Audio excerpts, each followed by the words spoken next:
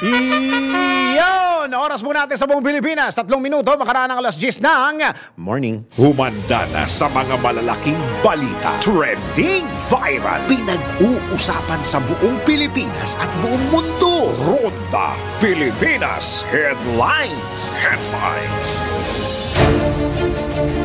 Narito na ang mga headlines sa Ronda Pilipinas. Ronda Pilipinas. NFA iwas pusoy sa issue ng price importation. Mga lokal na rice farmers mahigit na o maigpit pa rin susuportahan laban sa mga mapagsamantala. Ronda Pilipinas. Teachers Group umapila kay PBBM na iwasang magtala ng politiko sa DepEd. NTF-ELCAC tuloy pa rin ang trabaho sa kabila ng pagbibitiw ni VP Inday Sara bilang Vice Chairman. Ronda Pilipinas. At pagsasara ng mga Pogo Hubs sa bansa, pinamamadali na. Nasa 20,000 Pilipino na mimiligrong mawala ng trabaho. Ronda Pilipinas. Mga nanreregtag, binalaan ng Korte Suprema. Alamin mamaya sa Siyasat Special Report. Ronda Pilipinas. Balita sa ibayong dagat, isa patay sa wildfire sa Mexico. Ronda Pilipinas. Balita pampalakasan naman, Alas Pilipinas, may dagdag restback para sa FIVB Women's Challenger Cup. Ronda Pilipinas. At balitang showbiz, still ng SB19 hinangaan ng mga netizen sa kanyang rendition ng awitin ni Celine Dion na All by myself.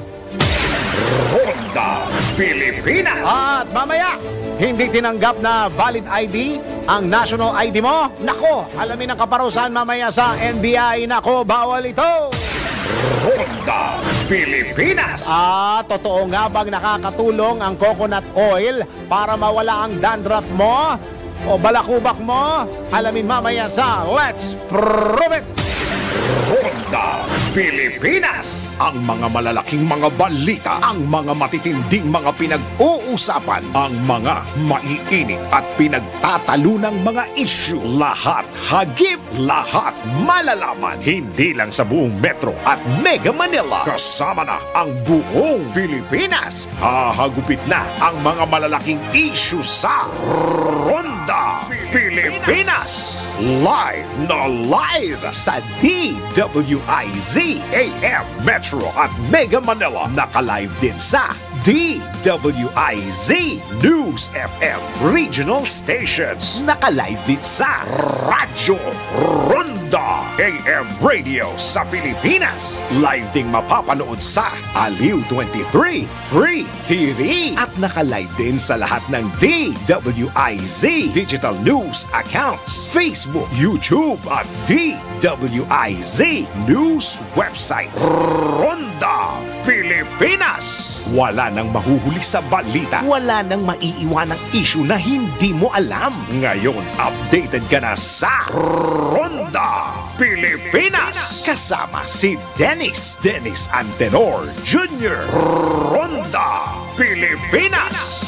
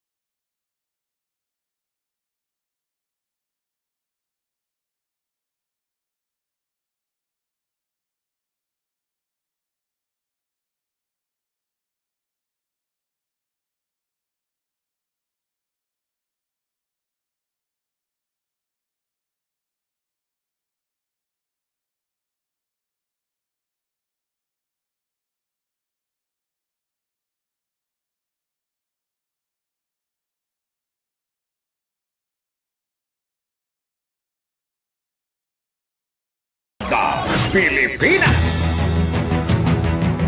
Sa detalye ng mga balita natin, iginiit ng National Food Authority na ibigay ng gobyerno ang kapangyarihan ng ahensya na makakapamahagi o makapamahagi sa mga market.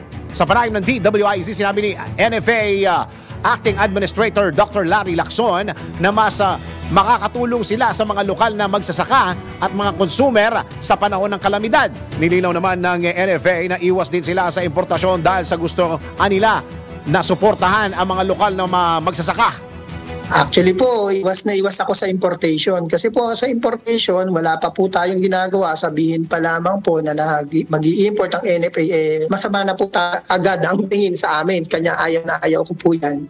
At mas masarap pong locally produced na lang at marami pa pong natutuwang magsasaka. Kung akin mong pananaw, mas mainam siguro na bigay na lamang po yung kakayahan ng gobyerno, whether it's NFA or DA, na makapag-release po sa market kapag po kinakailangan para naman po hindi tali ang kamay ng gobyerno sa panahon na talaga kailangan ng ating mga kababayan ng tulong sa ganitong aspeto. Samantala, tiniyak naman ng ahensya ang seguridad ng mga magsasaka sa mga manamantala o nanamantala na oras na malagdaan ang panukalang rice tariff. Yung taripa po, ibaba man po nila ng 15 or whatever, kung saan man po talaga Kami po sa NFA po, proteksyonan pa rin namin ang ating magsasaka by providing and buying at the price na talaga po naman alam kung makikinabang sila at makakaginhawa sa kanila. Yun naman po ang pangako namin sa NFA.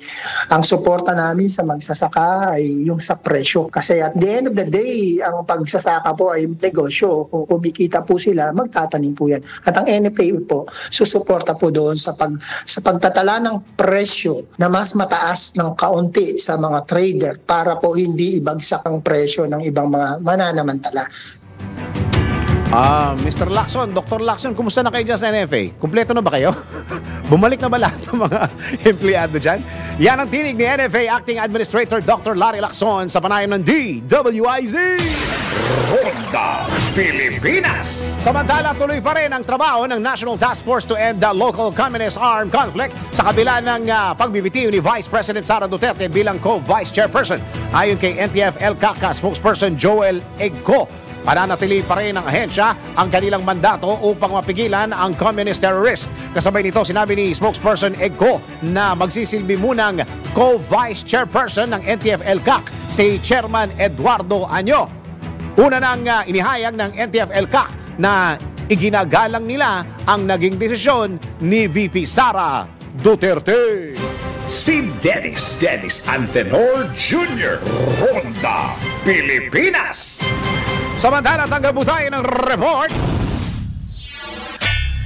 Rason ng pagbibitiw ni VP Sara Duterte bilang DepEd Secretary, tiyak daw na masusing pinag-aralan. Alamin natin ang report ni Patrol 19 Celi Ortega. Bueno, Ate Celi, go! Ano man daw ang rason sa pagbibitiw ni Vice President Sara Duterte bilang kalihim ng Department of Education, sinabi ni Senator Ronald Bato de la Rosa na tiyak na masusi niya itong pinag-isipan bago nagpasya mag-resign. Ayon kay Senator de la Rosa, naniniwala siya na minabuti ni VP Sara na magbitiw dahil ito ang nakikita niya na makabubuti para sa interes ng taong bayan. Gate ni de la Rosa, maliit pa lang ay kilala na niya si Vice President Sara at hinahangaan niya ang unconditional na pagmamahal nito sa bansa.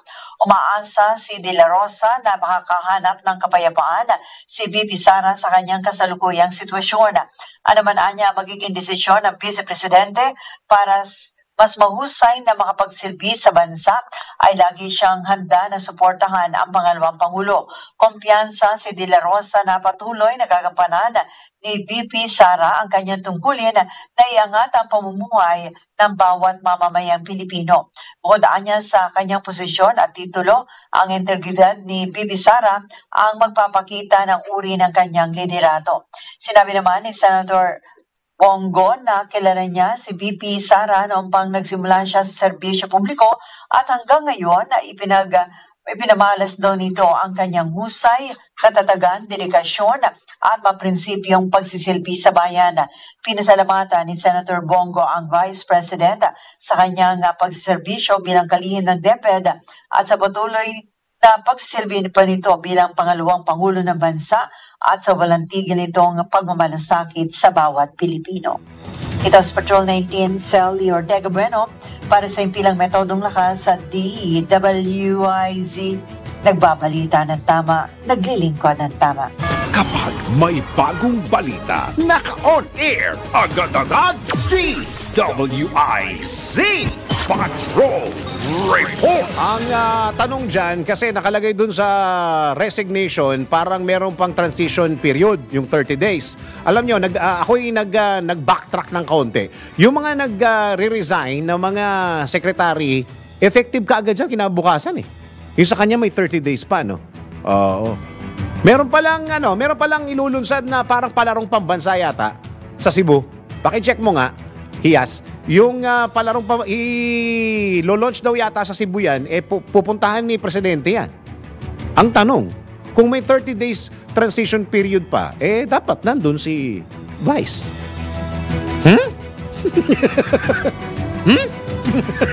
Okay, teka muna. Alamin muna natin. Talagang ang weather talaga, pabago-bago, ano? Oo. May mga weather na inaasahan natin. Oo. Yung mga weather na ganyan. Sige. Alamin natin kung ano magiging weather for today. Go! Pinakahuli, pinaka-latest, pinaka-napapanahon, whether we like it or not, ito ang magiging DWIZ Weather Report. Eto na, bibili na kayo kung magdadala kayo ng payong at tingnan natin kung uulan ngayong maghapon. Nandito ngayon ang opisyal na nang wawasak ng plano ng tao. Andito na si Daryl Justin. Daryl, go! Wala tayong wawasakin ngayon, pero magandang umaga Pilipinas. Para sa aking ulat panahon, patuloy pong umiiral ang southwest monsoon o hanging habagat na magdadala ng mga maulap na kalangitan, mga pagkulog at pagkidlat sa Palawan, Occidental Mindoro, Romblon, Central at Western Visayas, ang buong bahagi ng Mindanao, Zambales, Bataan, Cavite, Laguna, Batangas, dalalabing bahagi ng Mimaropa, kasama na dyan ang Metro Manila. Noong mga nakarang araw, nababanggit natin na may posibilidad na magkaroon ulit ng monsoon break. So, ibig sabihin, magtutuloy-tuloy ulit yung mainit at maalinsangang panahon. Pero sa ngayon, wala pang sinasabi ang pag-asa kung naka-monsoon break at ang huling forecast nga, may hanging habagat pa rin. Bahagyang maulap hanggang sa maulap na kalangitan naman na may mga isolated rain showers at thunderstorms. Ang ating aasahan sa nalalabing bahagi ng bansa, dulot pa rin po ng localized thunderstorms. Bukas hanggang Biyernes, bukas na ngayon, patuloy pa din ang epekto ng southwest monsoon sa kandurang bahagi ng southern Luzon hanggang Mindanao. So expect natin na medyo magiging maulan ang ating weekend. Mga nagbabalak maglaba dyan, ngayong maaliwalas pa ang panahon, sulitin nyo na ang pagkakataon dahil meron na tayong 30 to 40% chance of rain mamaya pa namang hapon. Alam mo ano marami ngayon? Puntahan nyo ang dami nagpapakasal ngayon. June brides ngayon eh. Kasi buwan ng June maraming nagpipilahan niya, maraming na nagpa-schedule. Sabi ko nga, tinamuto mo nga to. Talagang pinush pa rin talaga nila no? Yung iba inuulan eh. Meron niya ako nabasa doon na may isa daw inulan tapos ang reception ata sa tent tapos sobrang lakas daw ng ulan. Nahihiya daw silang pumasok sa loob ng venue na covered. Kasi magbabayad ng pagkamahal-mahal sa aircon. Daming lumalarga ngayon tapos hindi nila naisip. Sa labas, malakas na aircon doon. Ay, matindi-tindi ang aircon doon lalo na pag may bagyo. O, diba? Sumikat ang araw kanina alas 5:28 ng umaga at asahang lulubog ito mamayang alas 6:27 ng gabi.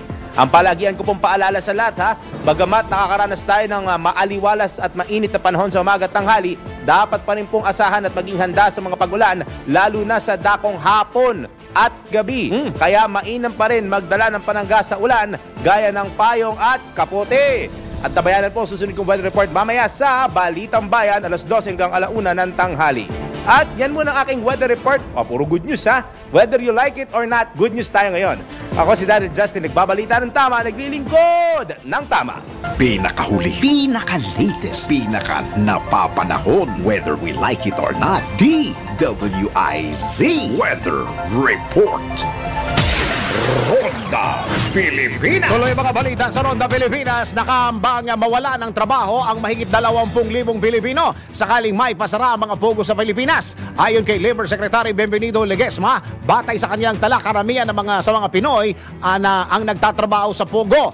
Nabatid na bukod sa mga Pilipino, meron din mga dayuhan kabilang ang mga Vietnamese, Indonesian, Burmese, Malaysian, Taiwanese at iba pa. May Chinese doon, di ba?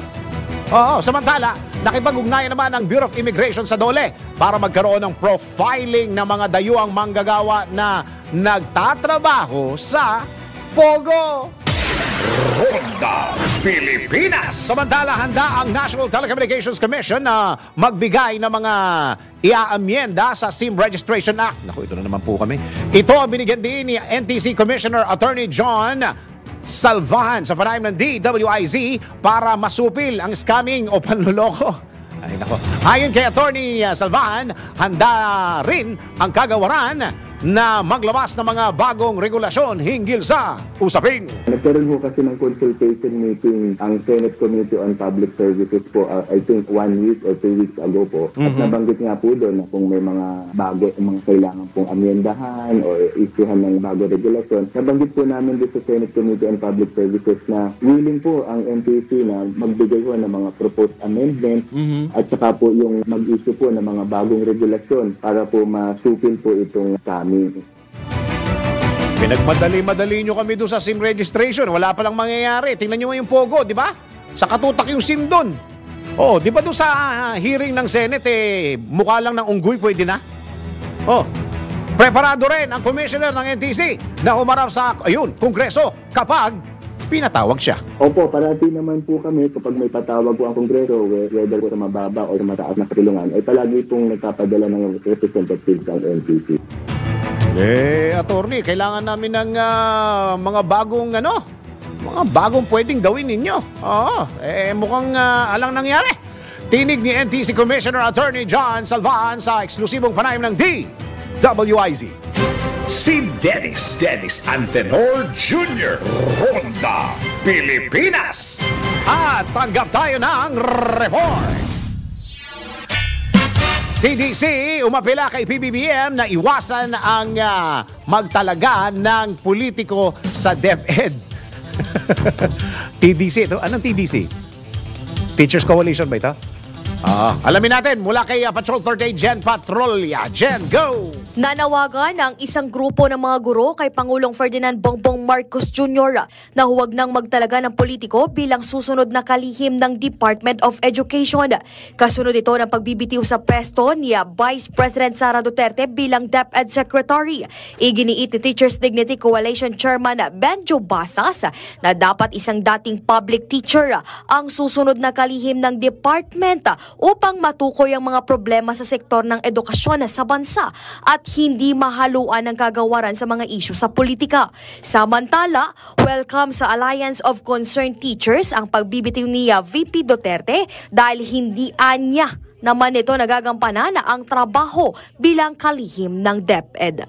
Patrol 38, Jen Patrolya, nag-uulat para sa himpilang may todong lakas DWIZ, nagbabalita ng tama, naglilingkod ng tama. Ronda Pilipinas. Wag naman. In fairness, marami naman mga politiko na na kayang magpatakbo ng DepEd. Hindi naman lahat. Teka pala, may message sa akin si Ate Juday. Palarong pambansa ang 2024 July 6 to 17. Pero ang opening niyan, ceremony sa Cebu City Sports Center. Ang alam ko, dadalo dyan si Presidente. Since si VP Inday Sara, may 30 days pa, baka dumalo dyan. Yan. Ayos. Sige, isa pang report. Unity Team o Uniteam matagal na umanong nabuwag. Alamin natin ang report ni Patrol 19 Sally Ortega Bueno. Ate Sally, go! Matagal nang nabuwag ang binuong Unity Team ni Pangulong Bongbong Marcos Jr. at Vice President Sara Duterte. Itinayag ni Senate Minority Leader Coco Pimentel makaraang kumalas na bilang miyembro ng gabinete ng Administrasyong Marcos si VP Sara. Sinabi naman ni Senate President Chis Escudero na inevitable o hindi na maiwasan ang pagbibitiw ni VP Sara bilang DepEd Secretary. Simulaan niya ng batikusin si Pangulong Bongbong Marcos Jr. at ang first family ng ama ng Vice Presidente na si dating Pangulong Rodrigo Duterte, pati na ang kanyang mga kapatid. Inaasahan ng hahantong talaga ito sa pagbibitiw ng Vice Presidente bilang miyembro ng gabinete. Lalo pa niya lumakas ang posibilidad ng pagbibitiw ng Vice Presidente nung ito'y nanahimik at hindi sumuporta sa mga policy issues ng Pangulo gaya sa West Philippine Sea, Bagong Pilipinas Sea, kaso ni Kingdom of Jesus Christ, ang leader of Apollo Cabuloy, at ang pag-aresto rito. Sinabi ni Escudero na may karapatan si Vice President Duterte na magkaroon ng pananaw na kontra sa Pangulo at naniniwala siyang minahal at iginalang ng mga tao ang Vice Presidente at dahil may sarili itong paniniwala at lumalaban para rito. Dagdag pa ni Escudero, iginagalo niya ang pasya ni Vice President Duterte na magbitiw bilang DepEd Secretary at hangad niya ikabubuti nito sa patuloy na paninimbihan bilang pangalawang Pangulo. Sinabi naman ni Senator Pimentel na dapat maganda na ang Pangulo sa idadalagang bagong kalihim ng Department of Education. Ito sa Patrol 19, Cel Ortega Bueno, para sa impilang metodong lakas sa DWIZ. Nagbabalita ng tama, naglilingkod ng tama. Kapag may bagong balita, naka-on air, agad-agad, DWIZ Patrol Report. Samantala, mga nagre-rentag, binalaan ng hala, Korte Suprema. Hala, narito ang isang siyasat special report. Malalimang pag-alam ng mga detalye para maitama ang mga maling balita sa siyasat. DWIZ Investigative Report.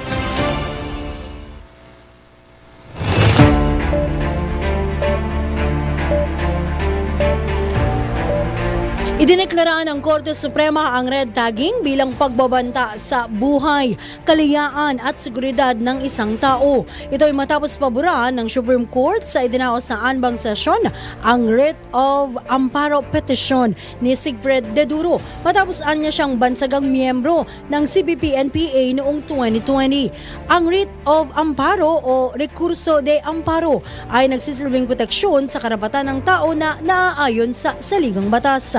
Una nang binasura ng mababang korte ang naunang petisyon ni De Duro hinggil sa nasabing usapin. Ayon sa desisyon ng High Tribunal, ang red tagging ay kadalasang kadikit ng pagmamanman, pangaharas at maging ang pagpatay sa isang tao. Dahil sa naturang desisyon ng Korte Suprema, sinabi ng Kabataan Party List Group na dapat mapanagot ang mga nangre-red tag at buwagin na ng tuluyan ang NTF-ELCAC o National Task Force to End Local Communist Armed Conflict. Ayon naman kay Bayan Emeritus Chairperson Carol Araulio, dahil sa nasabing SC ruling, hindi na matatakasan ng notorious red taggers ang kanilang pananagutan at magandang pagkakataon na ito anya para puspusan ng maisulong ang paglusaw sa NTF-ELCAC. Tiwala naman ang CHR, Commission on Human Rights, na susi ang nasabing desisyon ng kataas-taasang hukuman para higit pang mapagtibay ang pagsunod sa due process at rule of law kasabay ang pagbibigay diin sa karapatan ng bawat isa para sa kaukulang proteksyon at fundamental rights bilang isang mamamayan. Nilinaw naman ni Law Professor Attorney Karen Jimeno na ang nasabing desisyon ng Korte Suprema ay applicable lamang sa nasabing kaso ni De Duro at hindi sa lahat ng red tagging cases sa Iloilo.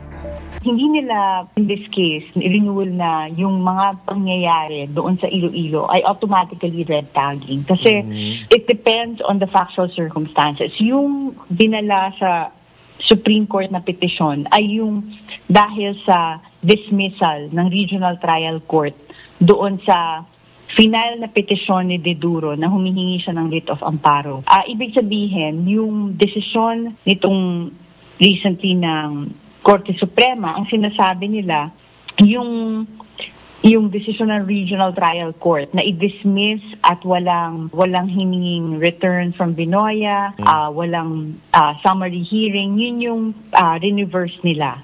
So, yung tinatawag natin na classification ng red tagging. Yung mga ibang United Nations Human Rights Commission, dati pa nila tinatawag to na violation of human rights. Ibinabatid ni Attorney Jimeno na ang usapin ng red tagging ay nagsimula noong 1968 o sa administrasyon ni dating Pangulong Ferdinand Marcos Sr. at ang pag-incorporate rito ng writ of amparo ay nagsimula naman noong 2007. Yung red tagging kasi matagal na yan, hindi lang naman yan sa current or yung past president natin. Nagsimula yan mga 1969 pa under President Marcos, yung senior. So it's been a practice, but sometime in 2007, nung time ni Chief Justice Puno, nagkaroon ng rules kung saan meron tayong Supreme Court Administrative Matter na naggawa ng amparo rule, kung saan pinapayagan itong extraordinary remedy na pag merong suspected na enforced disappearances, pwede kang humingi ng amparo because it is a threat to your life, liberty, or security. Gayunman, binigyan din ni Attorney Jimeno na dapat magkaroon ng anyay factual circumstances para masabi talagang ang red tagging ay sadyang banta sa buhay ng isang tao. Yung ginawa yung amparo rules, hindi naman to specifically say na it's against red tagging. Yung declaration ng Supreme Court to say na red tagging would entail yung ability to issue a writ of amparo if it results in threat to life, liberty, or security of a person. And in this case, they indicated yung mga merong preponderance of evidence dun sa allegations ng petitioner na meron ng threat dun sa life, liberty, and security niya kasi merong mga kasama siyang na red tag na namatay after. So, I would say na meron pa rin tayong yung kailangan merong supported ng factual circumstances to say na yung red tagging is a threat to life, liberty, and security of a person. July 16, 2007, nang kilalaning legal ni dating Chief Justice Reinato Puno ang pagbubuo ng writ of amparo sa Pilipinas at ang nasabing konsepto ay hiniram ng bansa sa Mexico. Naipasa ng Korte Suprema ang writ of amparo bilang resolusyon noong September 25, 2007 na makalipas naman ng halos ilang linggo lamang ay naamyendahan din. Nabuo ang writ of amparo para solusyonan ang lumalalang extrajudicial killing, gayon din ang tumataas na bilang ng mga desaparecidos o mga nawawala sa bansa noong 1999. Para sa siyasat team, mas mabuting malinaw na rin ang iba pang usaping bumabalot sa red tagging upang hindi na maabuso ang mga nasabing kataga at papanagutin naman kung mayroong kasalanan sa bayan ng sinuman, base na rin sa pagsusuri ng mga korte, lalo na ng Korte Suprema na tinaguriang Court of Last Resort. Sa ngalan ng siyasat team, ako si Judith Estrada Larino, nagbabalita ng tama, naglilingkod ng tama. Ikalat ang tama, ikalat ang totoo. Follow these reports on our DWIZ digital channels, DWIZ News website, Facebook, YouTube, and DWIZ X account. Ang tama ang dapat ikalat sa siyasat. DWIZ Investigative Report. Ronda Pilipinas. Dati nga, yung red tagging niya na parang para doon sa mga personalities na may kinalaman talaga doon ngayon, pati artista na di ba? Kahit simpleng tao, kaya artista, hindi mo nare-red tag na rin sa mga panahon, sa panahon na ito. Okay. Sige. Kumusta kayo? O kumusta ka? Kaastig. Gawin nating mas exciting at astig na astig ang araw mo gamit ang Arena Plus app. Dahil sa Arena Plus, astig ka sa sports. Ang Arena Plus ang hottest online sports betting platform na talagang magpapabago sa paraan ng pag-i-enjoy mo sa mga paborito mong games. Sa mga fans ng NBA, libre mong mapapanood ang NBA playoffs sa arenaplus.net. Maaari ka pang manalo ng iba't ibang papremyo kagaya ng sapatos, telepono, motorsiklo at brand new car. Lahat ng yan ipamimigay sa Arena Plus NBA Playoffs Lucky Draw up to 64 million pesos worth of total prizes. Bukod sa NBA, Pwede mo ring masubaybayan ang mga live games ng local at international sports kagaya ng PBA, PVL, soccer, basketball, volleyball, boxing at marami pang iba. But that's not all ha. Kasama sa magbibigay ng saya sa inyong gaming experience, ang official Astig endorsers na sina Scottie Thompson at NBA star Jordan Clarkson. Kaya ano pang inaantay mo? Download Arena Plus app sa App Store or Google Play. Or manood sa arenaplus.net. Dahil sa Arena Plus, astig sa sports. Yan. Keep it fun. Game responsibly. Ronda Pilipinas. Pilipinas ang ating oras. 33 minuto makaraan ng alas 10 ng morning. Dennis Antenor Jr. Ronda Pilipinas. Tuloy-tuloy mga balita at impormasyon sa Ronda Pilipinas. Samantala, tanggap tayo ng report. Uy, ano ito? Creator Community Program. Talaga naman. Creator Community Program. Inilunsad ng Malacanang. Alamin natin ang detalye mula kay Patrol 13 Gilbert Perdes. Gilbert, go! Inilunsad ng Presidential Communications Office o PCO ang Creator Community Program upang tulungan ang mga ahensya ng pamahalaan na interesado raw sa paggawa ng content para sa social media sa ginanap na workshop na pinamagatang Unicom Tech Talk Digital Storytelling with YouTube na inorganisa ng ahensya sa Google Headquarters sa Taguig City. Sinabi ni PCO Undersecretary Gerald Barria na handang magbigay ng libreng tulong ang ahensya sa lahat ng mga sangay ng gobyerno na nais gumawa ng content. Anya, kasama rito ang lahat ng materyales at kagamitan mula sa pagkuha ng video hanggang sa pag-edit. Ang workshop ay isang komprehensibong training program na dinisenyo pang mapahusay ang kakayahan ng mga ahensya ng gobyerno at kanilang mga tauhan sa pamamahala ng kanilang mga social media accounts, partikular na sa pag-develop ng content para sa social media at sa paggamit ng YouTube platform. Sa cloud din ito ang ilang mahalagang aspeto upang mabigyan ang mga kalahok ng masusing pag-unawa kung paano mag-conceptualize, mag-develop at mag-disseminate ng impactful na content. Maliban dito, nagbigay din ng mga kaalaman ng mga eksperto mula sa Google Philippines kung paano mas mapapakinabangan ang YouTube bilang isang social media platform. Nabatid na bukod kay Barria, kabilang din sa mga resource speakers sina Jackie Wang, Country Director ng Google PH at Vincent Chan, Strategic Partners Manager naman mula sa Pilipinas. Patrol 13, Gilbert Perdes para sa himpilang may totong lakas. DWIZ, nagbabalita ng tama, naglilingkod ng tama. Ronda Pilipinas. Isa pa pong report. Mayor Guo kukumprentahin sa nakatakdang panibagong Senate hearing ukol sa dokumento na maaring maging susi sa tunay na pagkatao nito. Oh, hindi ba siya yung guwaping? Sino ba ang guwaping ng ng DWIC? Ako lang.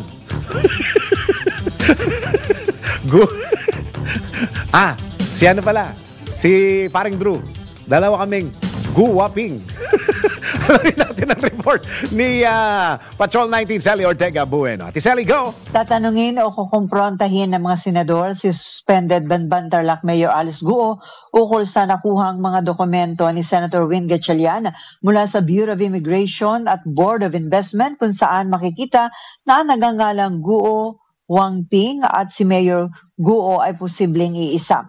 Ayon kay Senator Gatchalian, ipagpapatuloy ng Senado ang pagdinig sa ni-raid na Pogo sa Banban Tarlac at sa posibleng connection dito ni Mayor Guo kung saan imbitado uli ang alkalde.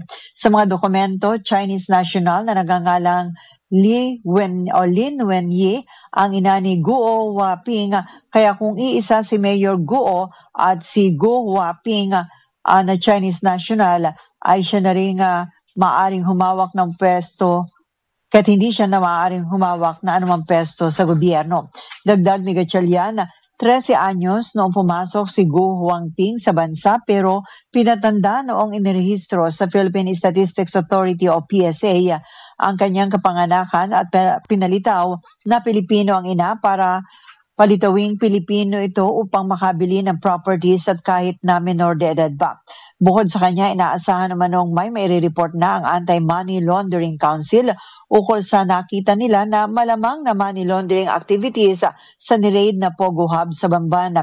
Isasama na rin sa pagdinig ang ni-raid na Pogo naman sa Porac, Pampanga. Sa June 25, araw ng Martes, sa susunod na linggo, nakatakda ang panibagong pagdinig ng Senado sa mga issue sa Pogo. Umpisahan ito sa executive session kasama ang mga taga-Anti-Money Laundering Council, bagay na susundan naman ng public hearing.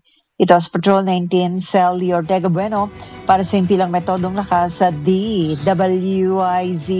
Nagbabalita ng tama, naglilingkod ng tama. Kapag may bagong balita, naka-on air, agad-agad, DWIZ Patrol Report. Oo nga, no, naalala ko tuloy si, ano pa ng teacher? Yung sinasabing teacher? Nung ni Mayor Guo, si Teacher Ruby? Teacher Ruby ba yun? Oh. Ano pangalan nun? Ruby ba? Rubilin, Rubilin, Teacher Rubilin. Oh. Oh, di ba naghahanap ng DepEd Secretary yung yung educator. Oh, may nakakita na ba kay Teacher Rubilin? Oh, open. Baka gustong mag-apply. Si Teacher Rubilin. Teka muna. Yan naman napapagkwentuhan muna natin lang yan. Habang kayo nasa opisina, saan man kayo, nasa sasakyan kayo, nasa bahay o kaya nasa opisina, kayo'y, alam mo na, pagka ganitong mga oras, kape-kape. Kape-kape. Kape tayo, kape. Kung ikaw ay isang coffee lover, meron din po tayong MX3 Coffee Mix for you. Oh, meron niyang vitamin C, calcium with antioxidant benefits at cholesterol-free yan. Ito pa, ang MX3 Coffee Mix ay low in acid. Low acid coffee yan na hindi nakakapagpataas ng blood sugar levels at blood pressure. Hindi katulad ng mga iniinom mong kape. Naku, naka-high blood din ka dyan. Dito sa MX3 ka na lang. Kaya naman, ano pang inaantay mo? Ano pang inaantay nyo? Lalo na pag marami kayo, bili na at sumugod na sa mga leading drugstores sa nationwide o kaya'y bumisita sa kanilang website na mx3ph.com o tumawag sa 0918-888-8693. Kape-kape! Ronda Pilipinas! Samantala, isang pa pong report. Mga illegal na LPG na nagkakahalaga ng 25 million pesos. Ibig sabihin magkakasama. Oo. Mga illegal na LPG na nagkakahalaga ng all in all, 25 million pesos na sabat ng CIDG sa Pangasinan. Good job! Alamin natin ang report ni Patrol 17, Jobel Peleño. Jobel, go! Nasamsam ng CIDG Pangasinan Provincial Field Unit ang mga illegal LPG at refilling equipment na aabot sa halagang 25 million pesos isinakatuparan ang operasyon sa bisa ng search warrant laban sa Centurion's LPG refilling station na inireklamo ng isang grupo dahil sa illegal na pagbebenta at distribusyon ng mga commercial LPG cylinder tanks. Sa report na ipinadala ni CIDG Director Police Major General Leo Francisco kay PNP Chief Police General Romel Francisco Marbil, natiklo dito ang 3 individual kabilang na ang cashier na si alias Ruby at 2 tauhan na sina alias Jeremy at Roland, habang pinaganap naman ang pang-4 na suspect na itinuturong may-ari ng refilling station na si alias Angelica. Kabilang din sa mga nasabat sa lugar ang 47 generic na selyo ng mga tangke, mga dokumento at 32,000 pesos na cash. Patong-patong na kaso ang kakaharapin ng mga sospek. Ito si Patrol 17 Jobel Peleño para sa impilang may todong lakas. DWIZ, nagbabalita ng tama, naglilingkod ng tama. Ronda Pilipinas! Samantala, isa pa pong report. Dapat kasama ako dito Sabay ganun May press conference po ang Arena Bus. Kasado na. Ngayong araw, alamin natin kung ano nangyayari doon. Mula kay Patrol 38 Jen Patrolya. Jen, kumusta na dyan? Kasado na ngayong araw ang press conference ng Arena Plaza para sa paghahanda ng Paris Olympics 2024 na gaganapin sa Hulyo at inaasahang tatagal hanggang Agosto. Pangungunahan ni Rafael Jasper Vicencio, presidente ng Total Game Zone Extreme Incorporated, at Andy Chewy, presidente ng DG Plus Interactive Corporation. Kabilang sa makikisa sa press conference sina Filipino boxer Yumer Marshall at Filipino gymnast Carlos Yulo. Suportado ng Arena Plaza ang laban ng mga atletang Pilipino na magre-representa ng Pilipinas laban sa ibang bansa. Una nang inihayag ng dalawang atleta na pukpukan na ang kanilang paghahanda para sa nasabing torneo kung saan iba ang sistema ng kanilang pag-iensayo ngayon dahil target nilang maiuwi ang medalya mula sa Paris Olympics. Patrol 38, Jen Patrolya para sa impilang may todong lakas DWIC, nagbabalita ng tama, naglilingkod ng tama. Kapag may bagong balita, naka-on air, agad-agad, DWIC Patrol Report. Wow, celebration yan. Pagka nakauwi ng mga medalya mga Pilipino dyan, dapat i-celebrate yan. Teka muna, ako ibabati muna. Happy birthday to former Governor of Pangasinan, Mr. Amado Espino Jr. Governor Pogi. Yan. Happy birthday, Gov. Yan. Nakikita-kita ko pa rin yun sa Pangasinan. O sa mga nahihirapang mag-isip ng ihanda sa maparating ninyo mga celebrations tulad ng mga birthday, anniversaries, mga fiesta, siguradong mabubusog ang inyong mga loved ones at mga bisita sa Comeya. Mapa-anniversary man yan, fiesta, birthday, o kaya launching, ayan, o kaya simpleng merienda. Tiyak na mabubusog ang buong pamilya at mga bisita, pati mga press. Sa Comeya Bihon, Comeya Palabok at Comeya Sotanghon. Lahat ng selebrasyon ay sasaya. Basta't busog ang buong pamilya at mga bisita. Ang ibig kong sabihon, Comeya 3Q Bihon. Masarap talaga. Ronda Pilipinas. Pilipinas ang ating oras. Iyon! Oras natin sa buong Pilipinas, 9 na minuto pa bago mag-11 ng morning. Si Dennis Antenor Jr. Ronda Pilipinas. Magandang araw sa lahat ng mga nasa opisina ng PCSO. Magandang araw sa inyo sa mga nanonood at nakikinig. O ito may binahagi po kung sakasakali nanalo ka sa loto. Ito na, dagdag kaalaman sa pag-claim ng panalo sa loto.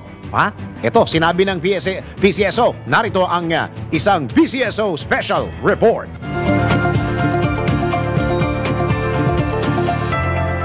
Ibinahagi ni Ms. Laila Galang, Department Manager ng Product and Standard Development ng PCSO, kung paano i-claim ang perang napanalunan sa loto at kung hanggang magkano ang halaga na pwedeng i-claim sa PCSO Lotto outlets. So yung mga agents namin, pwede ka diyang mag-claim hanggang 9,999. Kasi 10,000 hindi na pwede sa kanila. So less than 10,000 pwedeng magbayad ang outlet. 10,000 and up to 300,000 sa branch offices ng PCSO. Okay po. So more than 300,000 head office na yun. Ayon din kay Ms. Laila Galang na mayroon lamang 1-year validity ang winning tickets at ang pag-claim ng panalo sa PCSO. Meron ka lang 1 year from the date na na-draw siya at naging winning numbers, may 1 year ka to claim. Tapos after 1 year, void na yun. Void na siya. Expired na. Pag hindi mo yun na-claim, yung price na dapat para sa'yo, itutulong na natin sa kawang gawa. At mula sa PCSO, yan ang report na hindi umuurong sa pagtulong. Ako si Angelo Bainyo, nagbabalita ng tama, naglilingkod ng tama.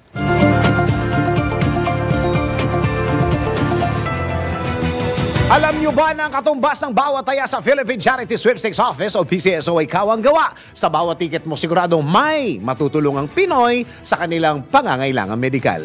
Dahil sa PCSO, basta kawang gawa sa pagtulong. Kawang gawa at pagtulong, hindi kanila uurungan. Kaya palaging tandaan, ang bawat taya may kawang gawa. Ronda Pilipinas. At para sa ating esports, Alas Pilipinas may dagdag rest back para sa FIVB Women's Challengers Cup. Alamin natin ang sports news mula kay Daryl Justin. Sa mundo ng palakasan, ang latest malalaman sa DWIC DWIZ Sports News.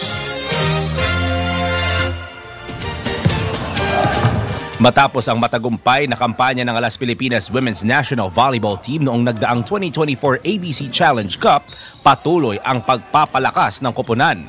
Ito ay ang pagkakaroon ng dagdag star players ng Alas bilang paghahanda sa 2024 FIVB Women's Volleyball Challenger Cup na gaganapin sa July 4 to 7. Re-rest back sina Creamline Cool Smasher star Gemma Galanza at ang NU Lady Bulldogs power duo na sina Finals MVP Alisa Solomon at Season 86 MVP Bella Belen. Ang tatlong volleyball stars ay una nang sinama sa initial lineup ng Alas, ngunit nag-beg off ang tatlo para sa ABC Challenge Cup dahil sa kakatapos pa lang nila manalo ng kani-kanilang kampyonato sa PVL at UAAP. Ikinatuwa naman ito ni Alas Women's Team Captain Gia de Guzman at sinabing ang dagdag star power sa kanilang team ay magiging malaking tulong para sa Alas. That portion was brought to you by Arena Plus. Sa Arena Plus, astig sa sports. Download Arena Plus app now in App Store or Google Play. You can watch it also on arenaplus.ph. Ronda Pilipinas. Ito na ang latest, bagong-bago, fresh na fresh. DWIZ Showbiz News. Samantala para sa ating showbiz, Stel ng SB19 hinangaan ng mga netizen sa kanyang rendition ng awitin ni Celine Dion na All by My. Showbiz balita mula kay Anton.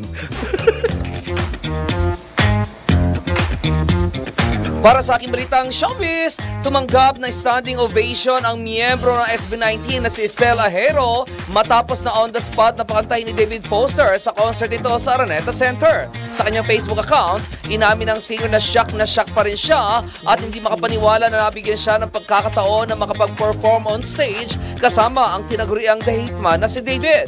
Ayon pa kay Estel, dapat umano ay magsa-soundcheck lamang siya para sa kanyang spot pero laking gulat niya raw dahil nakita niyang nasa piano na si David Foster at tinanong siya nito kung suot raw ba niya ang kanyang in-ear monitor dahil susubukan daw nila ang song. Nagulat daw siya at napatanong sa sarili kung anong song, kung kaya't napaha daw siya kung saan sinagot daw siya ni David na All by Myself. Dahil lutang na lutang at sobrang gulat, kung kaya't kinanta na lamang daw niya kung paano niya ito kinakanta. Matapos daw i-play ang arrangement ng song, ay tinanong daw siya ni David kung gusto niyang kantahin ang All by Myself kinagabihan, kung saan nasagot na lamang niya ay If it's okay with you sir, at yun ang araw ang nangyari. Ayon pa kay Estel, para lang daw talaga siyang nag-audition dahil grabe ang kanyang kaba. Akala niya raw talaga ay pinatry lang sa kanya at sino naman daw ba siya para tumanggi. Minsan lang daw ang ganung pagkakataon kaya't binigay na raw talaga niya ang kanyang best. Pagkatapos niya raw mag-perform ay nagsigawan daw ang staff sa likod ng akala mo raw ay nanalo sila sa contest tapos talon daw sila ng talon sa sobrang tuwa. Napaka-solid umano na experience niya, sabay pasalamat ito sa mga taong sumuporta sa kanya at sa Panginoon na siyang boses niya raw noong kumanta siya. At iyan aking balitang showbiz para sa impilang may todong lakas, DWIZ. Ako si Anton, nagbabalita ng tama, naglingkod ng tama. Ronda Pilipinas. Samantala, bago tayo magpaalam, tayo muna magpatama for the day. Ang ating patama quote of the day ay, ang matagumpay na buhay ay hindi sukatan ng kayamanan, kundi ng kabutihang loob. Alam mo, may mga tao talagang hanggang ngayon, yung pangalan talaga nila napakalinis, 'di ba? Yung reputasyon ng pangalan nila. Ito yung mga pangalan talaga na maraming natulungan.